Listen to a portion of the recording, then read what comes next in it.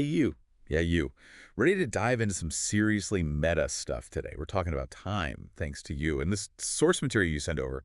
So we're going deep on the timeless code, this ZT Tosha book. You heard of it? Oh, yeah, Z.T. Tosha. Now it's a name I haven't heard in a while. His work always kind of throws you for a loop, mixing physics and philosophy, so you can't help but question, well, everything. Going to be a wild ride with this one. No kidding. Okay, so picture this. Tosha goes on this mission, right?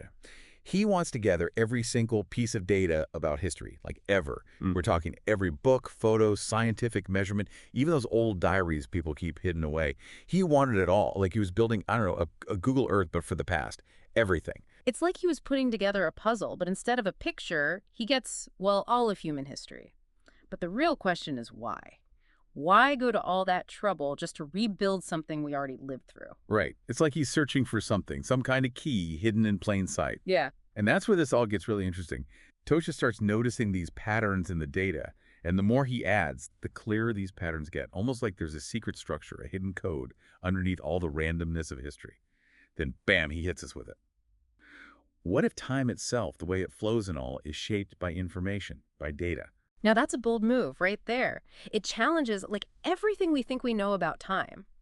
This straight line, past, present, future, Tosha throws that out the window and says, nope, time is more like a tapestry, constantly being woven from these threads of information.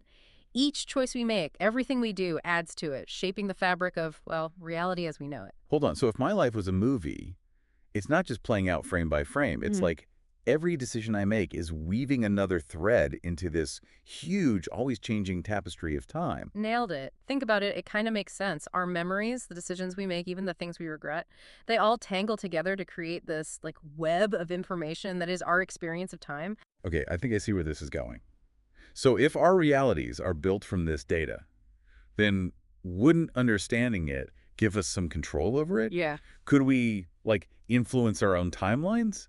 I mean, theoretically. That's the million-dollar question, isn't it? And it leads us to Tosha's next big idea. And get this, he calls it the present as a timeless intersection. Yeah, I know, right? A timeless intersection. Okay, you're going to have to unpack that one for me. What does that even mean? All right, so picture a triangle, right? You've got the past, the future, and smack dab in the middle, where they connect, you have the present moment. Got it. I'm picturing the triangle. Go on. But here's the thing. It's not a still triangle. It's more like one of those sparagraph drawings, you know, where the lines are constantly moving as it's being drawn. The present, that's where the pen is, always moving, always creating that line, connecting the past and future. So the present is tied to the past and the future, but also separate from them. It's where everything meets, but it's also constantly changing. Man, my brain hurts. That's Tosha for you. But it makes you wonder, what would happen if you could stop that movement right there at the intersection?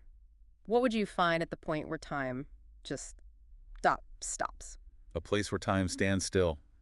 Okay, yep, we're definitely deep in ZT Tosha territory now. I mean, is that even possible? When people have been trying to figure that out for centuries. Some think that this timeless space exists outside of how we normally see things. And, you know, we have those moments in life that hint at it. You talking about those times when you're so locked down on something that you totally lose track of time? I swear, I blink and hours have gone by. Exactly. Athletes call it the zone. Artists, musicians, everyone's felt it. That flow state where time just seems to disappear and you're completely in the moment. Tosha believes those might be glimpses into that timeless space he's describing. Wow, okay, I gotta say, my concept of time is already being bent out of shape and we're just getting started. So if those flow states are like sneak peeks into this timeless space, is there a way to, I don't know, access it more fully? Like, could we experience a reality where time has no power? Well, that's where Tosha takes things to a whole other level. He introduces this concept he calls the Quantum Abacus. He thinks this machine could let us not just observe, but actually interact with different moments in time. Wait, back up. A quantum abacus. Yeah. Like a machine that can change the past and future. Okay, I need the layman's terms on this one because I think we just entered the twilight zone. All right. Think of it this way. A computer that doesn't just use ones and zeros, but can be in multiple states at the same time. That's quantum computing in a nutshell. So it could be like both a 1 and a 0 at the same time. What is this sorcery? Pretty much. It uses these crazy quantum things like superposition, where something can be in multiple states at once, and entanglement, where two particles are linked no matter how far apart they are, to make calculations that would make a regular computer burst into flames. Okay, I think I'm starting to get the basics of quantum computing, maybe. But how does a quantum computer even a super-duper one, become a time machine. Remember how we were saying time is like a tapestry woven from information? Now imagine each thread of that tapestry is linked by this entanglement thing. Every choice, every event is like a point where those threads cross. Okay, I'm following along. So far, so good. Now, picture this quantum abacus as something that can read and maybe even mess with those entangled threads. Tosha thinks that by using the power of entanglement, we could basically tune in to different points in time. It'd be like using a remote control to jump between moments in the past and future. Whoa! Yeah, give me a sec to process that. So, if he's right, if this quantum abacus is even possible, what does that even mean? Are we talking time travel here, like Back to the Future style? Tosha doesn't rule it out. He even suggests something wilder. He calls it reanimating ourselves in different times by tapping into the data of our past selves. Reanimating ourselves, Yes. as in our consciousness could jump into a past version of ourselves. Okay, that's both incredible and kind of terrifying. It's mind-blowing, right? But before you pack your bags for a trip to see the dinosaurs, remember, this is all theoretical. We're nowhere near building a quantum computer that could do any of that. Which is probably a good thing, right? I mean, if this thing ever actually worked, we'd be talking about changing history, for real. The ethical questions alone. But hold on, even if, and it's a big if, this quantum abacus could actually do all that, wouldn't there be some kind of rules in place to prevent those time travel paradoxes we see in movies? You know, like going back in time and accidentally erasing yourself from existence? That's the big question, isn't it? And Tosha definitely wrestles with it in his work, but unfortunately, there's no easy answer. Yeah, we could go down that rabbit hole for sure, but you're right, it's getting ahead of ourselves. First, we got to figure out if we can even touch this whole time manipulation thing, let alone make it work. Right, right. But say we do, just for fun. Say we crack the code on messing with time. What's the end game for Tosha? Why even bother? That question takes Tosha's work in a whole other direction, a real head scratcher. See, he starts off trying to control time, with all this data and tech, but ends up on this inner journey instead. Inner journey, as in like soul searching. Kinda, yeah. He starts thinking that how we see time, that's the real problem, the biggest obstacle. We're so stuck on this past, present, future thing that we miss out on how time really works, how connected it all might be. So instead of bending time to our will, he's saying we need to change how we see it. Exactly. And he finds clues in some unexpected places. Like he talks about these super clear moments when he's meditating where he felt free from time, just liberated. And he connects it to those flow states we talked about, where time melts away and you're just present. He even looked at ancient spiritual stuff that says time's all an illusion anyway. So he's saying the real secret to time isn't some fancy machine, but understanding our own minds. Bingo. He comes to believe that true freedom isn't about being the master of time, but being free from it. Like instead of being ruled by the clock, always rushing, what if we experience time more fully, more presently? I feel that. I'm always wishing it was Friday or dreading Monday, like I'm never really here, always somewhere else in time. It's a human thing, for sure. We get trapped in our heads thinking about what was or what's gonna be and forget to just be here now. Okay, so if we're on board with Tosha, that how we see time is all in our heads, then what? How do we break out of that? How do we actually experience it differently? Well, Tosha doesn't give us a step-by-step guide, and maybe that's good. We all experience this time thing differently, right? True, true. One size doesn't fit all for something as, well, fundamental as time. Right on. But he does give us hints based on what worked for him in all his research. Okay, I'm listening. What are some ways we can shift how we see time, according to Tosha? Mindfulness is huge for him. Not just sitting for hours meditating, although that can work, but bringing that awareness to everyday stuff. So instead of mentally running through my to-do list while I brush my teeth, just focus on, like, the brushing. You got it. Pay attention to how the toothpaste tastes, how the brush feels.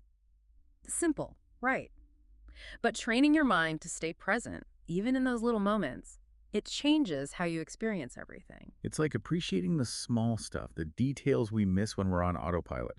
I like it. And it's not just about slowing down, appreciating now. Tosha's big on changing how we see the past, too. What does that look like? Not dwelling on every bad decision. Exactly. He says instead of regrets or getting stuck in old ways of thinking, see the past as this source of wisdom. So not erasing the past, but using it to make better choices now. You got it. Yeah. He's even big on forgiveness of ourselves and others, to let go of that past baggage and make space for something new. Powerful stuff. But what about the future, though? We can't just ignore it, right? We have goals, dreams, plans.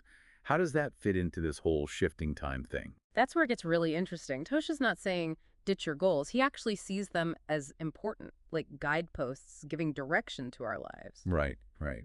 It's not about pretending the future doesn't exist, but changing how we relate to it.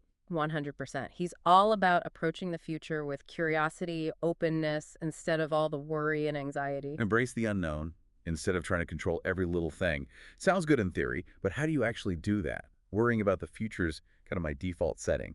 Totally. And Toshi says it's a constant practice, not a finish line you cross. He's big on cultivating trust in ourselves, in how life unfolds in something bigger than us, whatever that means to you. So it's about finding that balance between making choices that shape our future, but also being okay with not knowing everything, being open to what happens. Beautifully said. It's agency and acceptance all rolled into one. And this whole conversation, it's got me thinking. It's like Tosha's own journey with time is a perfect example of what he's talking about. He starts off trying to control time with tech, with data, but ends up finding a deeper truth by looking inward, just like us maybe. We start with the concrete stuff, but the real journey takes us inside to our own minds and experiences. Whoa, okay, you just blew my mind a little bit there. So you're saying Tosha's whole journey, starting with all that data and fancy machines, only to end up finding peace through like meditation and mindfulness. That's a reflection of how we all have to approach time. It's pretty wild, right? We start off trying to pin time down, measure it, control it, just like Tosha with his data obsession. But the more we wrestle with it, the more we realize the really big stuff about time. It's not in some equation or algorithm. It's like the closer you look at time, the more it disappears. Totally throws you for a loop. Exactly. Maybe that's why we're so drawn to it. It's everywhere, shapes everything, yet it's still this giant mystery. It really makes you think, what would Tosha say to all of us still stuck trying to hack time, wishing it away, clinging to the past, all that? What'd he tell us based on what he learned? Well, towards the end there, Tosha talks about this moment of acceptance. He just stopped. Stopped trying to force things and surrendered to the flow of time. Surrendered. That's a loaded word. Sounds like he just gave up. Not gave up, more like let go, surrendered control. And when he did, that's when he found this intense peace, like he was part of something much bigger, connected to everything in time. So not about being passive, but finding a way to ride the wave, so to speak, go with the flow instead of fighting it. Exactly. Realizing we're not separate from time, we're part of it, woven right in. Makes you feel pretty small, doesn't it? We spend so much energy trying to manage time, but we're just along for the ride like everything else. It's humbling, for sure, but I think there's freedom in that too, because if we can let go of this idea that we're in control, if we can be okay with the mystery, the not knowing, it changes how we experience everything. It's like trading in our rigid, by-the-book view of time for something way bigger, something that holds both, I don't know, the beauty of things ending and the possibility of every moment. And this whole conversation, it's a perfect example of that. We started with data, quantum this and that, but look where we ended up. Talking about how our minds work, our place in it all. Proof that sometimes the most mind-blowing journeys are the ones that take us inward. Forces us to think differently, see things in a new light. Couldn't have said it better myself. And on that note, I'll leave you with a question, something Tosha asks. If you could access any moment in time, past, present, future, where would you go? Why? Think about that for a while, let it sink in. Maybe you'll see just how precious every single moment really is. Now that's a question to sit with for sure. And on that note, I think it's time to wrap up this deep dive. To everyone listening, thanks for coming along in this wild ride into time, data, and all the big questions. We may not have all the answers, but hey, just asking the questions is half the fun, right? Until next time, keep those brains buzzing.